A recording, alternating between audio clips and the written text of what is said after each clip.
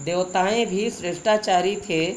हरेक को सतो रजो तमो में आना ही है, भ्रष्टाचारी बनना ही है। अखबारों में पढ़ता है कई संस्थाएं हैं जो भ्रष्टाचारी को बंद करने का पुरुषार्थ करती है। अब श्रेष्ठाचारी देवताओं के मंदिर में करते आए हैं। आप ही पूज्य श्रेष्ठाचारी थे, फिर आप ही पुजारी भ्रष्टाचारी की पूज्य देवी देवताओं की पूजा करते हैं।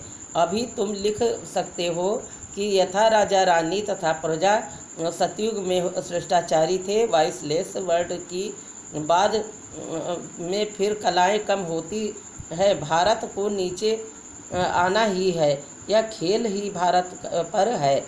आधा कल्प भारत श्रेष्ठाचारी था, सदा एक रस भी नहीं रहते। 16 कला से 14 कला में तो आना ही है। धीरे धीरे कलाएं कम होती जाती है, तमो प्रधान बन पड़ते हैं। बाप कहते हैं जब अति भ्रष्टाचारी होता है तब मैं आता हूँ। पतित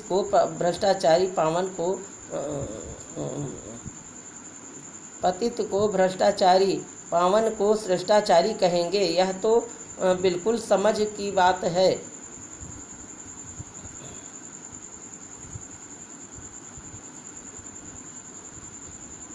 श्रीमद् भागवत कहा जाता है। श्रीमद् क्या करती है? वह तो श्रेष्ठ राजाओं का राजा बनाती है। कहते हैं इन माया पर जीत पहनो तो तुम प्रिंसेज बनेंगे। भेंट करनी है क्राइस्ट से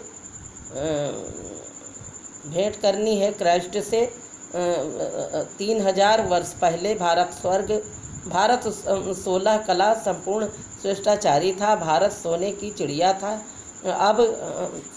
था तथा राजा रानी तथा प्रजा स्वर्ग में सदा सुखी थे।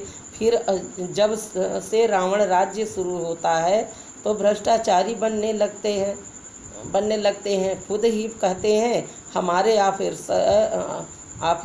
ऑफिसर्स में भ्रष्टाचार है। राजा रानी तो है नहीं, जो कहे श्रेष्ठाचारी बननी चाहिए।